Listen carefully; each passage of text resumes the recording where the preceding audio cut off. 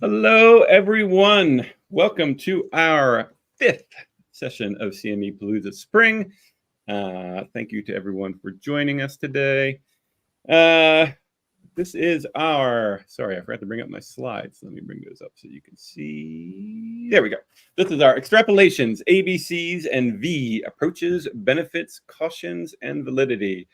Session sponsored by Medscape, and our moderators will be Katie Lucero from Medscape, Whitney Fowler from Postgraduate Institute of Medicine. But before I turn things over to them, our gold sponsors for CME Palooza, big thank you to all of our sponsors. Our gold sponsors, Haymarket Medical Education, Med Learning Group, Projects and Knowledge.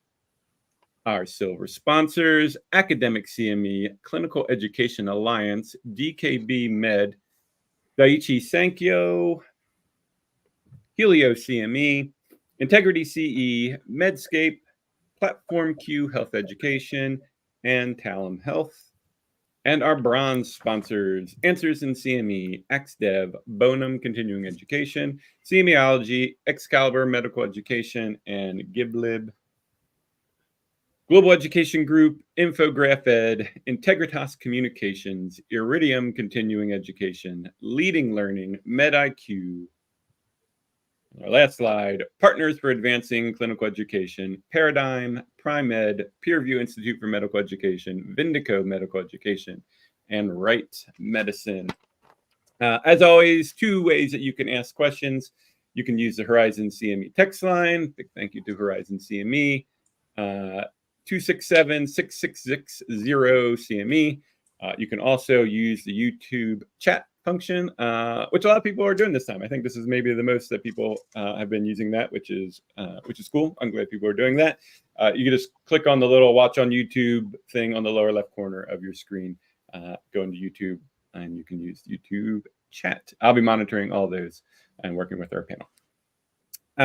We will be using Poll Everywhere for a couple of ARS questions during the session. So go ahead and get that ready to go. You can either download the Poll Everywhere app and enter in CME Palooza 005, or enter the URL in our web browser, www.pollev.com/CME Palooza 005.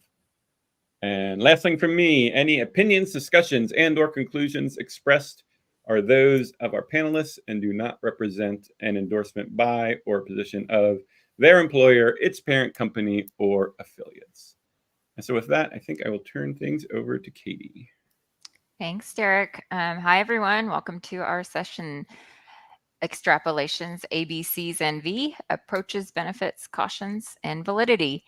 I was looking at the next sessions this afternoon, and there's one, be curious and not judgmental of your data. So we're going to actually be judgmental of data in this session. I've got Maria Deutsch from BMS joining me, Jennifer Tomer from Acadia, and Whitney Fowler, my co-presenter. So let's get started with a polling question, and I will pass it to Whitney.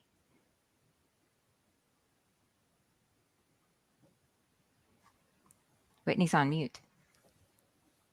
You're muted, Whitney. My keyboard was not working.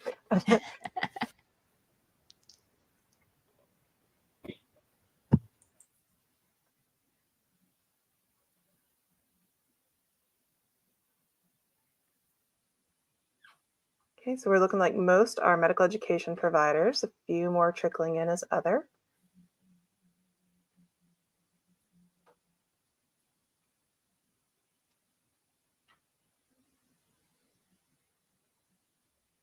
Okay, Derek, I think we can go on to our next slide. So when we think about extrapolations, we're also looking at what's our ideal flow versus reality when we're looking at our learners. And ideally, we're going to know exactly who our learners are. Are they healthcare providers? Are they non-healthcare providers? Exactly how many patients they see within a given disease state, exactly what their specialty is, and their practice setting. But the reality is we have a lot of learners that come through, few with data and even fewer with accurate data.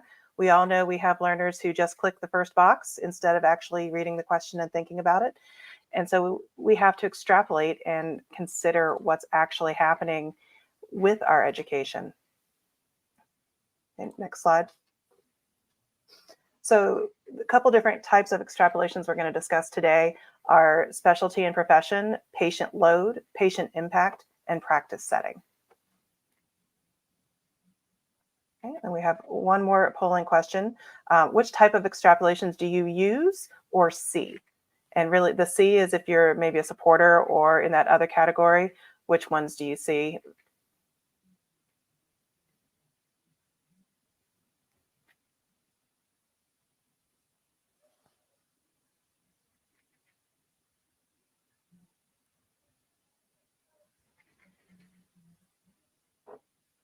Okay, a little bit of everything.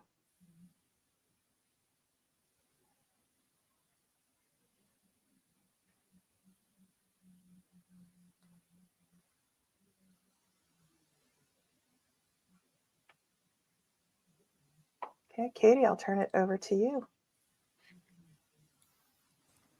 Thanks, Whitney. So specialty and profession is really about understanding who are the learners coming to the education, who's of the target audience, and who is not. One of the, next slide, Derek. So how is it really done? So there's two types of platforms, which I'll go over in just a moment. But generally, CE providers are looking for information from the learners to provide information about their profession. Are they a physician? Are they a doctor, nurse, physician assistant, pharmacist, or something else, depending on the topic of the education? And then what specialty are they focused in? Then we're looking at also, can we validate who they are? You know, there's a self-report aspect of it, and sometimes there's guessing involved. We know that learners are trying to get to the content, so they may just mark the first choice, or they love to mark choice C all the time, and so that's what they end up marking. So can we trust that data? Should we trust that data?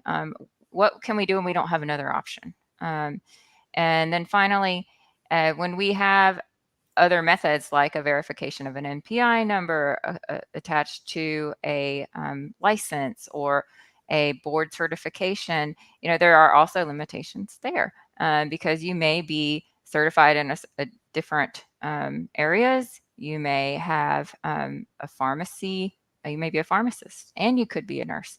So there's a variety of different limitations when it comes to specialty and profession data and the limitations. And we're going to go over some of those in just a moment. But first, let's talk about the different types of platforms so that we can really understand which audience we are extrapolating to.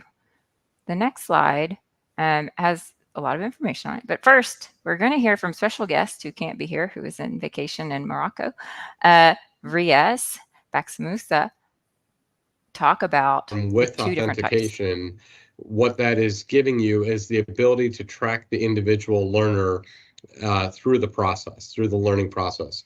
So you are able to potentially see how a learner might have logged in multiple times and gone through the activity at different points because they only had a limited amount of time to go through. But they ultimately made it through 50, 75, 100% of the activity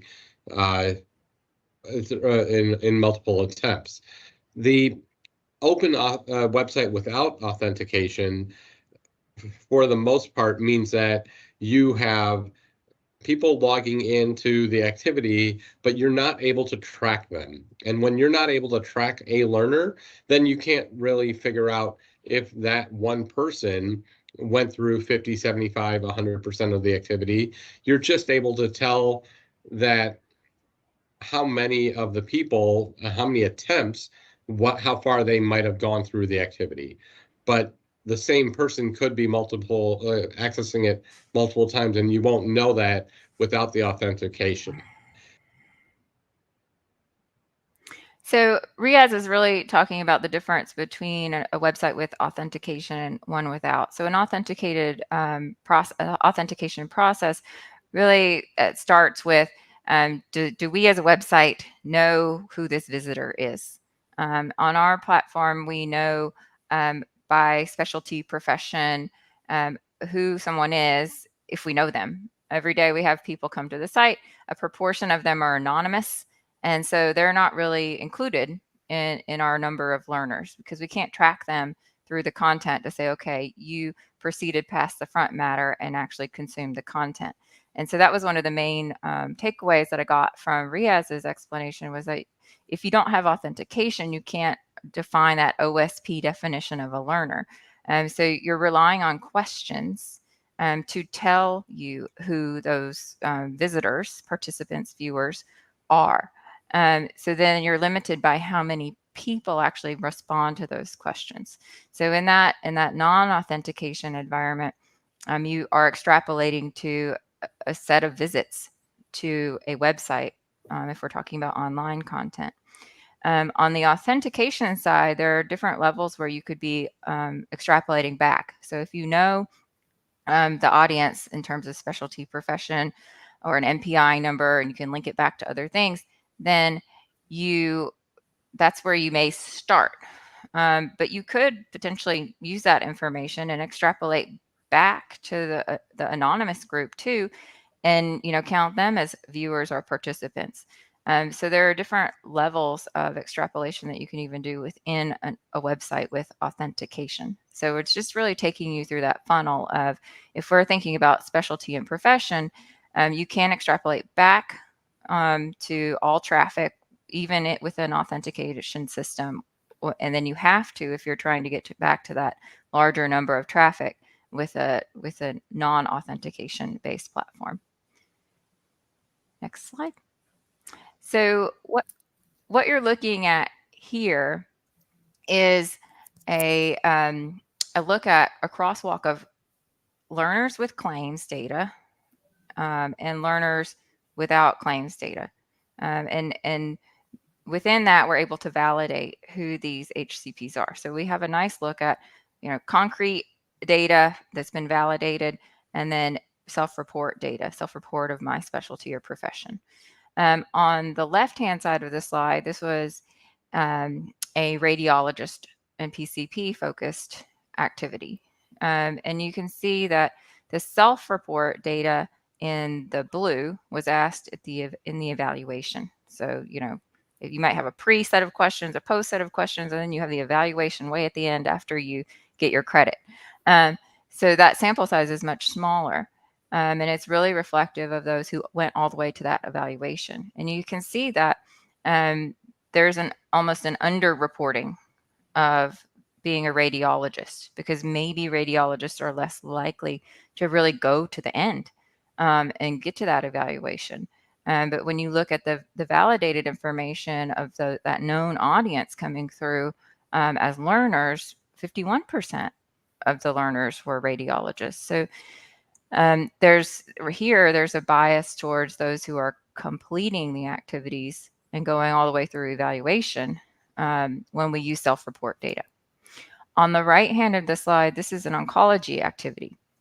And these questions were asked post, not in the evaluation, but before you get to evaluation, before you get credit. So here, there's a little bit, it's a different bias. You're actually seeing more potentially in the target audience if you were to use the self-reported data as an extrapolation, where you see 16% of the learners or the respondents were oncologists, MDs, and then 9% of the traffic in as learners were actually oncologists, MDs. So it's not very consistent, which means it's not very reliable if we can't replicate the self-report and those coming in. And so this was just really interesting. I didn't know what we would find when we looked at this, but it was interesting to see that maybe there's some bias as it relates to getting towards the end of the activity. And Ria has actually had something to say about this slide as well. Group of the self-reported radiologist MDs who reported themselves as an other MD. They didn't report themselves as a radiologist MD, and that could be for a variety of reasons. One reason is that me personally, I can say that I try to give as minimal of information as you need. When I'm registering for a website, if I'm registering for anything, if it's an optional field, I will try to avoid not filling that out as much as possible. It's just how much in personal information or identifiable information that I need to let you know.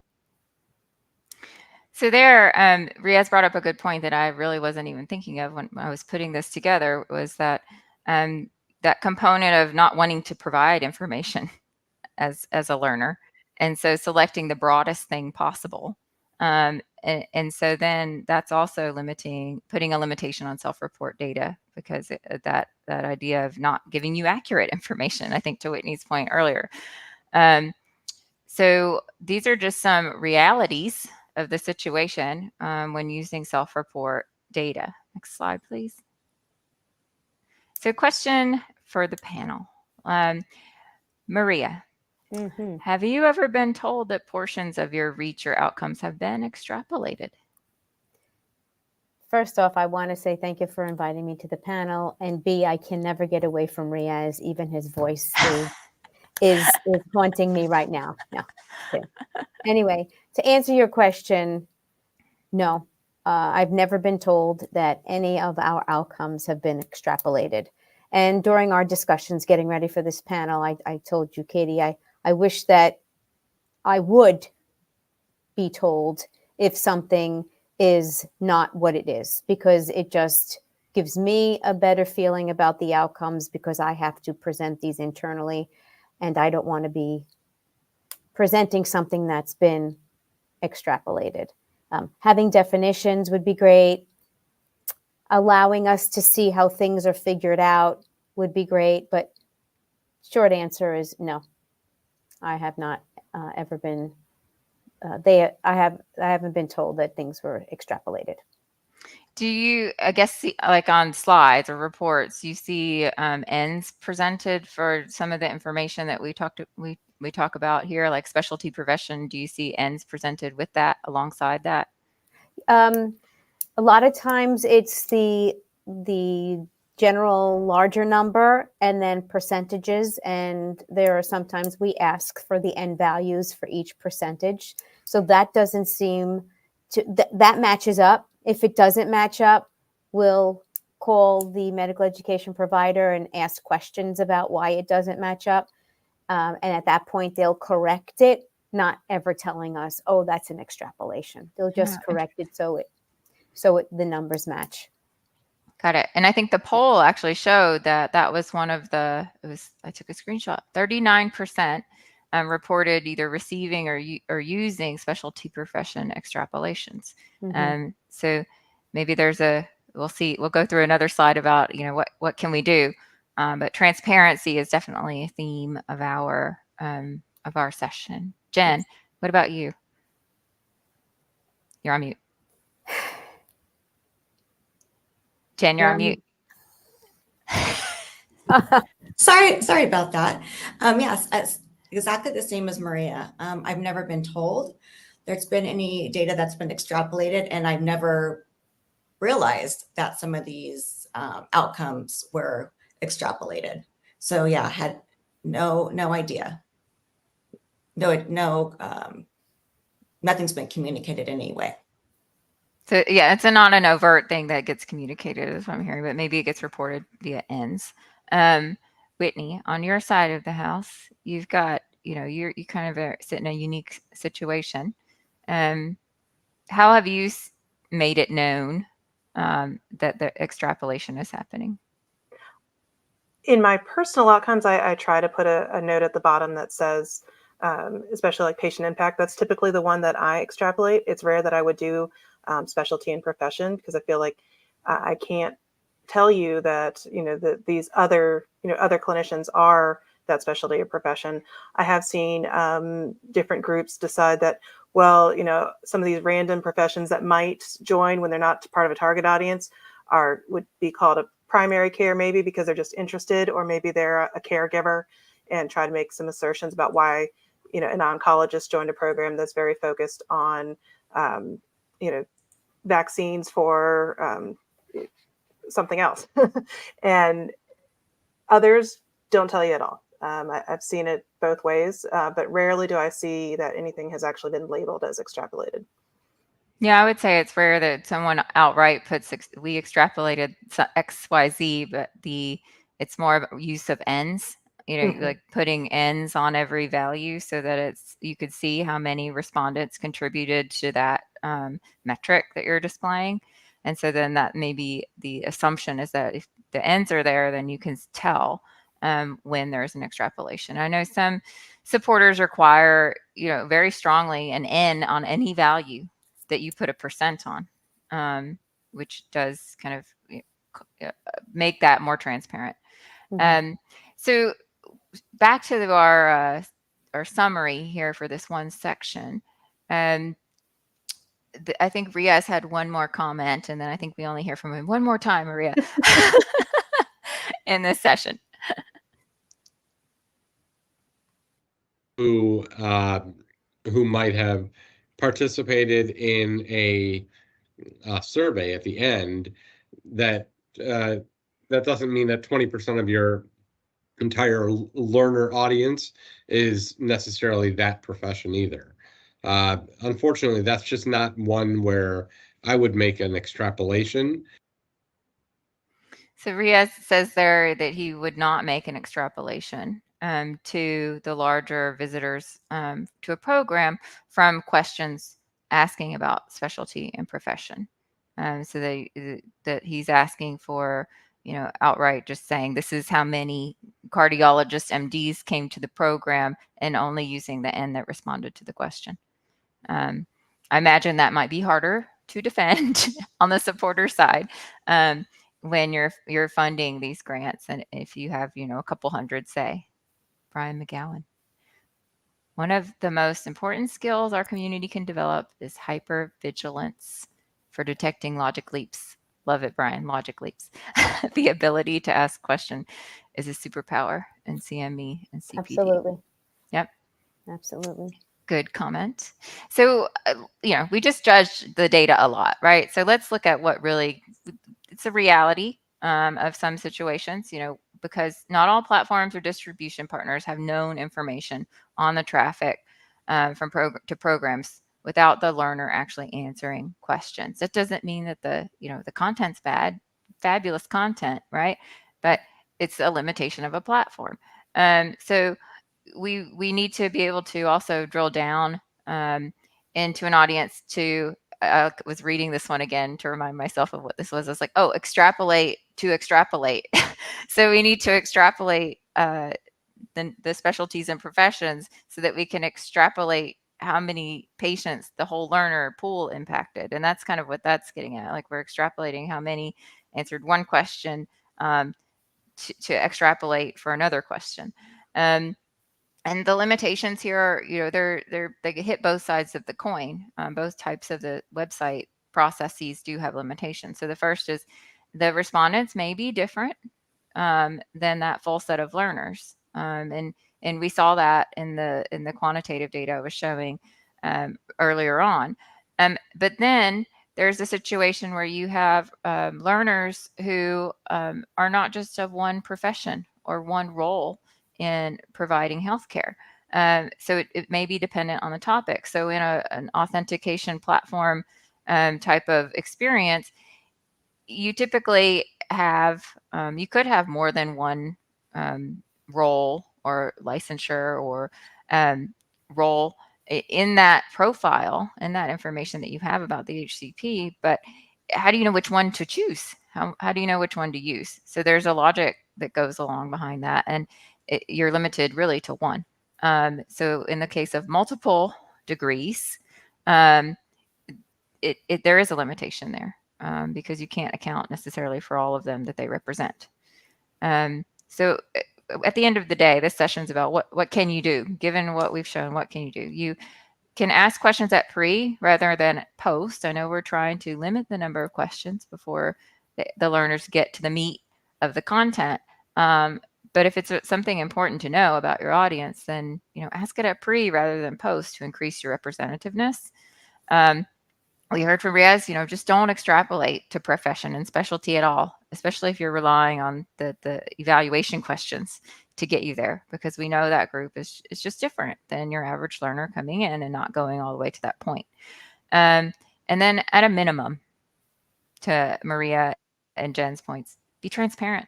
Just be transparent about what your limitations are and be aware of them. And I think that's one of the most important things when we're talking about extrapolations in general. So our next section is around patient load. So we saw there's patient load and there's patient impact. So patient load is really focused on number of patients per learner. And so that's really something that you might provide to characterize the audience better, to demonstrate that you're, hopefully you're reaching the right audience and they are seeing patients with condition given the topic of the activity.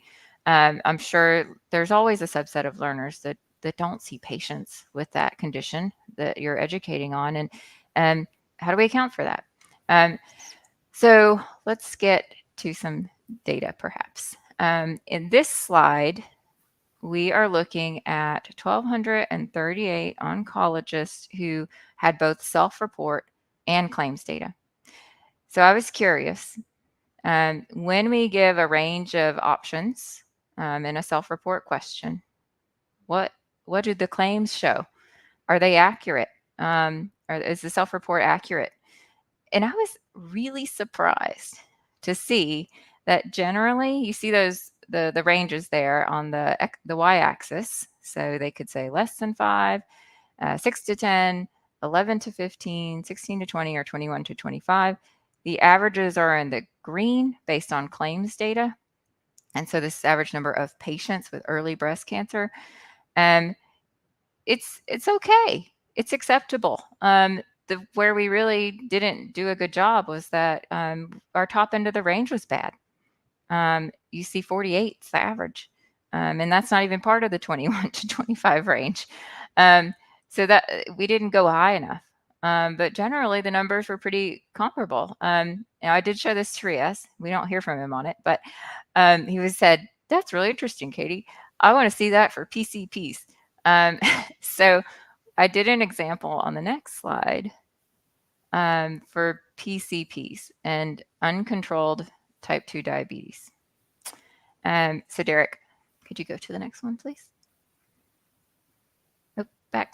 Maybe it was frozen. Thank you. This one. Okay, so this is about, can we replicate the finding in oncology in primary care with uncontrolled type 2 diabetes? Now, same format as the last slide. We've got respondents to questions. We've got claims data. This time we did a best practice and put an NA option and didn't have a 0 or an NA option in the last one. And you can see there's no equivalency here.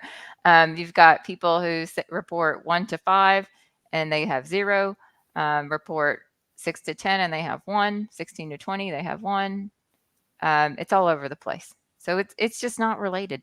It's not related. The claims data of number of patients coded for uncontrolled type 2 diabetes in a week is just not correlating with what they're self-reporting that they see. Now, Whitney had a really good point when we were looking at this slide. So Whitney, do you want to share your observation?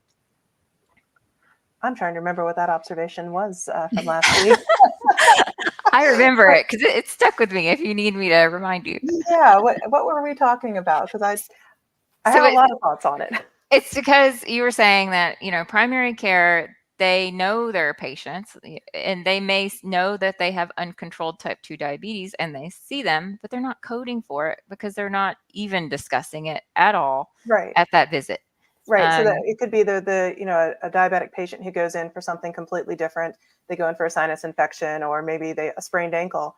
And so it's being coded as something like that instead of diabetes. And so while they do see that patient, they're seeing them for something else. Yep. And so that can definitely impact how they would respond with how many they see because, well, I see my diabetes patients every 3 months for a checkup, but not when they came in 2 weeks ago for something else. Yeah, that's a good point. I just wanted to bring up, as we were discussing, we also mentioned that it's not the clinician that's doing the coding, it's somebody in the office doing the coding. And if they're not familiar with the disease state or just not familiar with the program, you can get some errors that way as well. Yeah. So user input is very important when considering any of these kind of data points. And it is interesting, like, would you consider then, if you're seeing a patient with a condition, but it's not being discussed at the visit, is that actually an opportunity, though, to have a discussion at all? Sprained ankle and talking about your uncontrolled diabetes, maybe you fell and you were having high blood sugar and got dizzy, or something like that. But it is it's like, which one is the right one to use, and which And one. they may ask, well, and how are you doing with your diabetes? But the coding didn't have anything to do with diabetes. So both our self-report and our claims data may not be the best to use, because we just don't know what happens in that patient room. And we really have to just take it all with a grain of salt and do our best to represent the data as we have it. Yeah. Going back to that transparency. And just knowing the limitations. Was there any cross-reference to any lab report for A1C? There was not for this. And there's actually ICD-10 codes for A1C, which I realized last year for the first time. So that's also something you can look at, as ICD-10 codes for uncontrolled that were also used in this. So it was, I think there's codes for A1C greater than 7, greater than 8, and greater than 9. Next slide, please. So, to my esteemed panel, how do you prefer to see a patient load? Number of patients seen per learner, collected, or reported?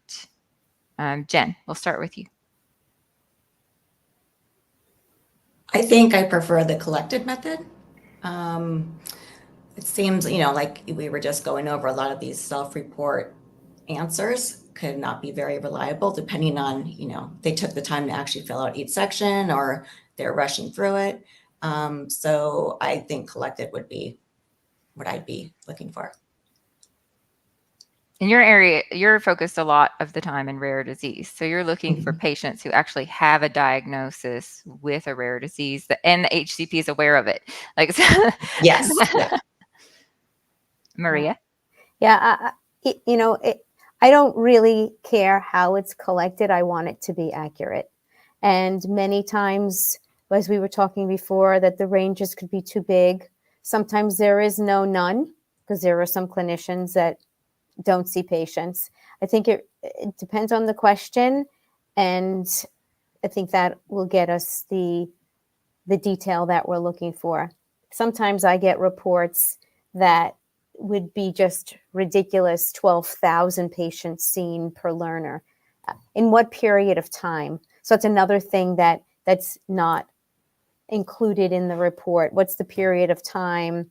How what's the real accurate, or how they came to the number and conclusion of the number that they give us? And when we talk about impact, that's even more out of this world. So, but I won't get to the end yet. But go ahead, Katie. Thanks, Maria, and thanks, Jen. So just our recap on this section: patients who have been diagnosed with within a certain time frame is also helpful. Yes, Suzanne. So that is one of our points on the next slide of our whys, limitations, and what can you do. So, why do we need this information? Well, we want to characterize the learners, hopefully as treaters of patients with a specific condition. It helps us give more clarity to reaching the right audience through our CME. We've talked about several limitations. One is that not all learners see patients with the condition, and we should allow for that in reporting or in the question choices. We don't know if they're not accurately reporting, like they could be guessing or just picking something, or if their data aren't in our claim source, because no one claim source, no matter what they claim, has every HCP And so also, if you use claims data, knowing the limitations of your claims sources is really important. So what can you do either on the receiving end or on the giving end of this type of extrapolation? Again, give learners the chance to say that they don't see patients in a time frame of interest. To Suzanne's point, specify a time frame and make sure it's realistic. Make sure that if it's a rare disease, then you probably are going to go something like annually. If it's a common chronic condition, maybe it is weekly, maybe it's monthly. Monthly is typically the most common, I think. But how do you know what's realistic? Well, look to see what the guidelines are, how often you should be visiting an HCP if you have a condition. And then you can have a better sense of what time frame to use. And then finally, in the ranges, when you give ranges, you're just getting a range. And if they're outside of that range, then it's not very accurate. So there could be, ask the learners to report a whole number. Again, that can be a data cleaning nightmare because they might type in all kinds of stuff, depending on your forms. But if you can be specific with your questions, the more accurate data you'll get for those who are truly reading the questions. So now we will move into the fun thing, the formulas, the math with Whitney and patient impact. Yeah. So patient impact, I think, is probably one that we see extrapolations in the most. It was interesting that the polling data at the beginning mentioned specialty and profession, but personally, I see that rarely and see patient impact as the biggest one, followed by patient load. Maria, do you have thoughts on patient impact before we begin into this section? No, I agree with you 100%. This is where we see the most extrapolation, that it becomes like a Hollywood movie. It deserves its own spotlight. So if it's really unrealistic, I just won't use it internally presenting the outcomes. If there's a conversation that needs to be had, I'll make that phone call as well. So, but we're going to learn a lot in this section, because I learned a lot from this section as well. So you can go ahead. Okay. Jen, do you have any comments to add? Yeah, I think that's a good point, Maria, and that's at some point you have to do this logic leap. For a rare disease, for instance, for Rett syndromes, what we have medication here at Acadia, there could be anywhere between 6,000 to 9,000 patients identified in the United States, but we get a patient impact metric that says, this could have impacted 40,000 patients. So to me, I won't show that data outward, because I'm going to get so many questions like, how can that even, that doesn't make any sense at all. So sometimes it's unfortunate that we can't use that data to present to, upper management and so on, which would be really helpful, because then you're showing, okay, great, this is the output from the particular, education. I've really never seen anything that made complete sense. Mm-hmm. Okay. It is always outrageous. I think that before we even get into the next slide, the key is the larger the number isn't always better when we're talking about impact. Of course, we want to have the biggest impact we can, but it has to be a realistic impact. So Derek, we can go to the next slide. So just as we were talking about patient load, how do you decide? How many patients do you see with a given disease state or condition? Is it weekly, monthly, annually? And this is where you really have to understand what the disease state is that you're looking at. Is it something that, like an uncontrolled diabetes, where hopefully they're seeing them a little bit more often to get them under control, but in a maintenance area where someone has been diagnosed for years, is doing well on a treatment, maybe they aren't seen but once or twice a year. And you have to make that decision based on what you're looking at overall.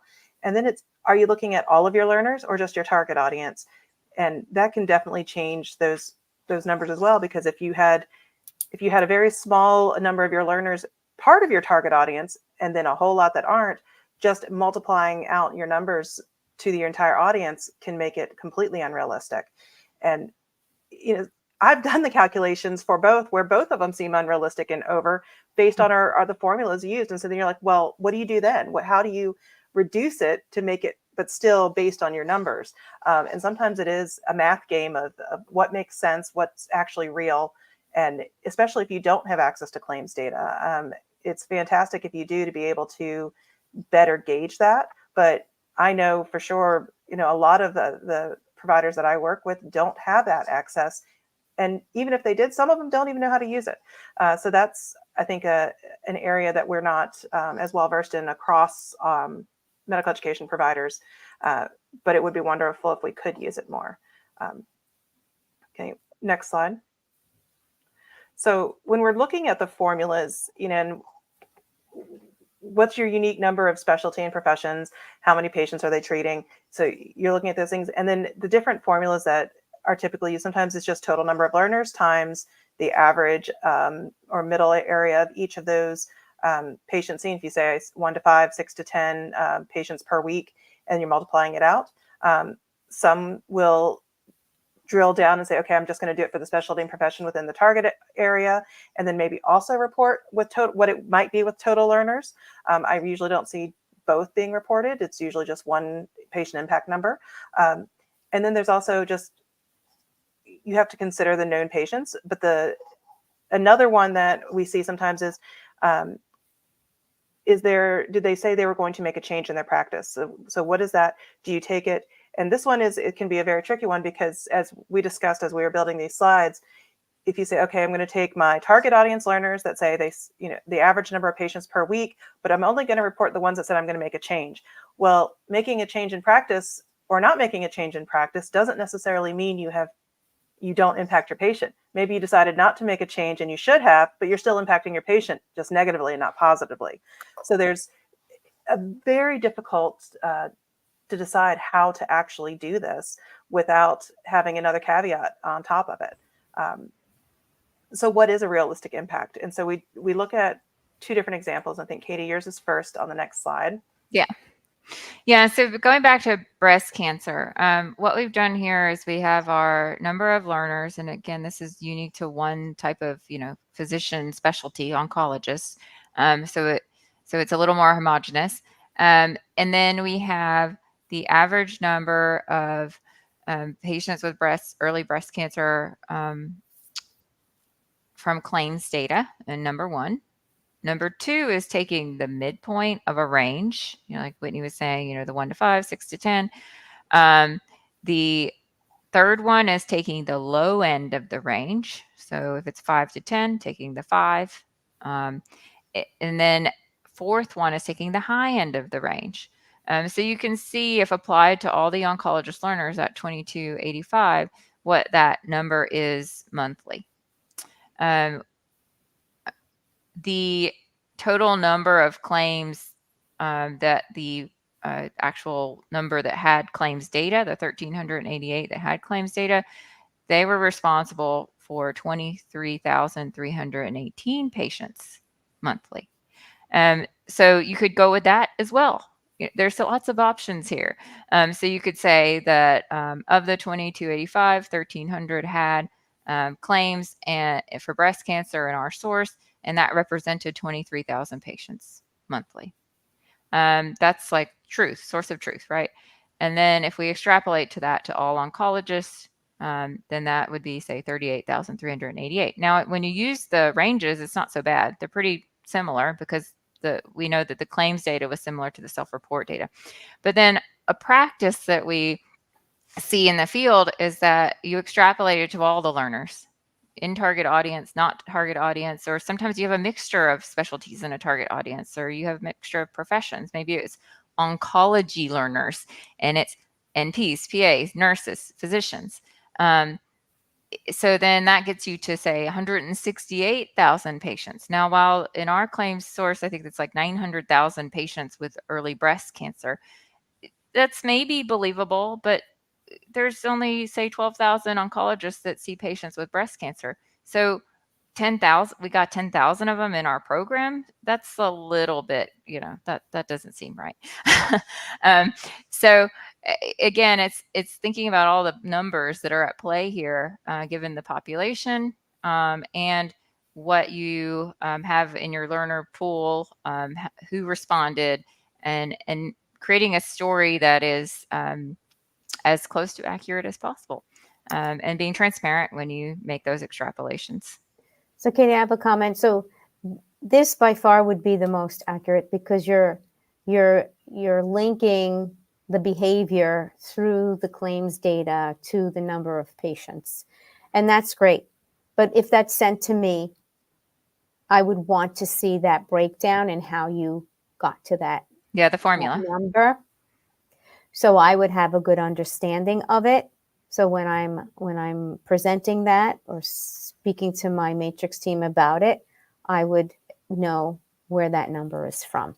Mhm. And it's more believable when you link back the patient impact to a change in behavior or a documented change, or Yep. not in behavior. Yep. Yeah. So it's equipping you from a supporter side. You're going up and presenting this information. You want to be able to answer questions about it when you get there and defend it if needed. So I know we've got one more section, and Whitney's got a little bit more of the section. We'll move forward into another example from Whitney.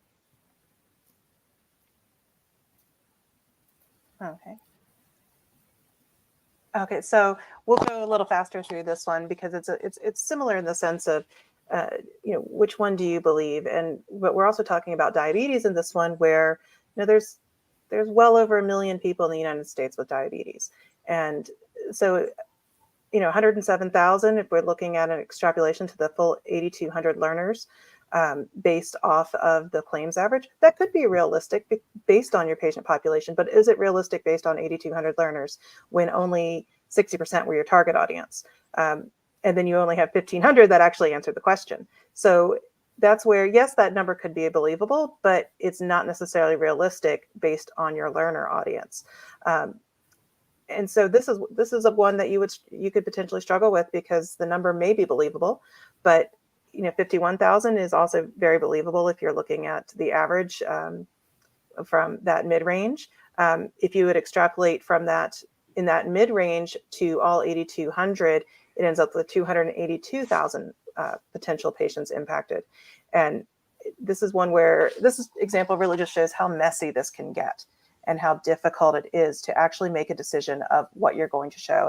And to Maria's point, I think it's important just to be transparent on how you reached that number and what makes sense to you may not make sense to your supporter.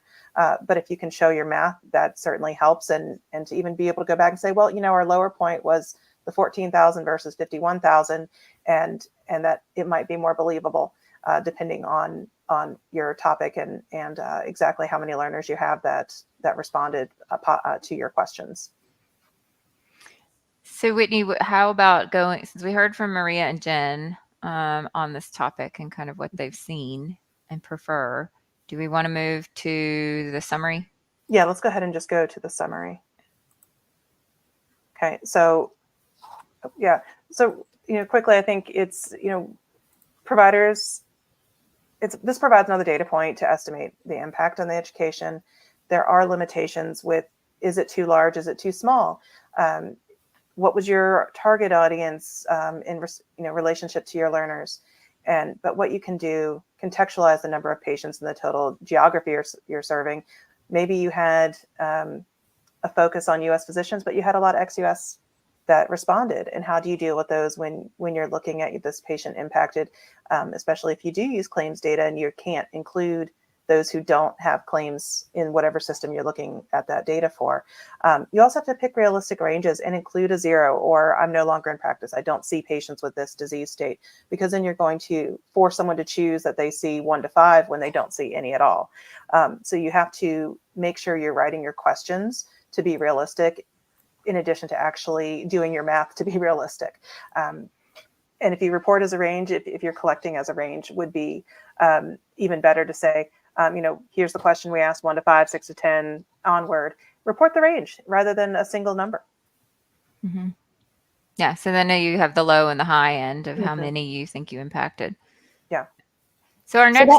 I just wanted to make another comment. So that would probably be more work for the outcomes team or outcomes department at any particular provider, but it does go a long way because then we really have some detailed accuracy that we would feel confident in presenting. Right. And the more accurate information you can provide and that's compelling, then, you know, more likely you get more Yeah. funding to do the good Correct. work we do. Correct.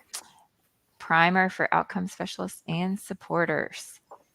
It will be on syndication, right, Derek? Okay, last section is about practice setting. This one was interesting because, again, I wasn't sure what would happen. So what we did here is usually you want practice setting, because, especially in oncologists, you want to know community, academic. I know, Jen, you talked about wanting to know the same from your side of this, the disease spectrum. And so next slide, Derek. How do you guys listening in, what do you mean when you hear community setting in oncology?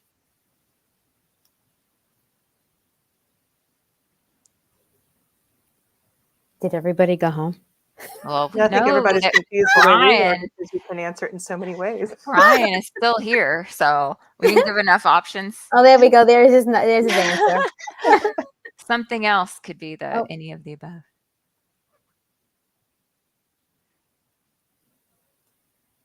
This was the post-lunch spot. Everybody's asleep. All right, so it's really what kind of, I mean, I always thought about was, you know, work in a non-university affiliated setting tends to be the typical definition. But what, well, I know we've had many debates at Medscape about when we ask the question, what does that really mean? What is the HCP thinking when they answer it? So here's some data in the same vein that we've been doing when we have both self-report and we have some information from an objective source. This was claims data where we had the organization name submitting the claim. So we had 2,119 oncologists here. And you can see the self-report to the question shown on the top. Community is in green. And then the claims based on the organization name and the type associated with that name. So HCPs, oncologists are self-reporting at a higher rate that their community, even though their organization is not community. So it maybe has a university name in it. And I was talking to John Ruggiero, and he's typically thinking, when he says community, he's really thinking about the generalist. So that means those who aren't specializing in one condition or one cancer type. So what do we, I think there has to be more discussion about what this really means. And the next slide really just summarizes up. We want to know who we're reaching. And oftentimes from a CME perspective, we want to reach the community oncologists in oncology because they are the ones who we believe need the most education. And the ones at the academic centers are already working with them and up to date on the latest information. But there are different definitions. You saw right there in the polling question, different definitions and respondent perception. So if I get asked if I'm working in a community setting, how am I interpreting that? I don't know. Maybe somebody's done a study on that, or maybe someone should. But we just need to be clear about what we mean by community or academic when we ask the question. Be very clear. You work in an academic setting. You work at an organization that is owned by an academic institution. What is it? And then an organization name in claims data doesn't tell the full story because you could be employed by a university hospital, but it's really in the community setting. It's not really immersed in the academic environment. And then there's also an idea of using claims data where you look at the claims and say, okay, of all the different cancer types that you're coding for as an oncologist, how many do you represent? Do you represent, 3 or more cancer types? And if so, then maybe you're more of a generalist than if you have, only 2 or 1. So we can use claims to also get maybe at that definition of generalist versus specialist. So that really concludes our session. Maybe we have 1 minute for any additional questions. One just popped up. Let's see what it says. That's not really a question. More of a statement. Yes, Suzanne, you are accurate. You need to know your claims provider's limitations. Are they projecting missing data in their claims? Are they using only real ones? And then claims are not always accurate because as consumers, we get bills and sometimes they're not accurate. It's true. Perfectly timed, 1:55, right on the dot. I do need my slides back again. Let me bring them up. Thanks, everyone. I appreciate it. Great session, great interaction from the audience. Reminder, if you have a moment, please take our survey. Speaking of surveys, give us good data and our survey, no claims data in the CME Palooza survey. It's only a few questions, and it will only take you about 60 seconds, I promise. It is on the live page. There's a little link there. And our next session coming up, you can click the link on, which will start right at 2 o'clock. That's the wrong page. Where is it? There we go. Two sides of the same coin, provider and commercial supporter perspectives on common challenges and opportunities in industry. That might be the longest title we've ever had. Coming up at 2. So be sure to click into that one. Otherwise, thanks, everyone. Thank you. Appreciate it. We'll see you. Thank you. Oh.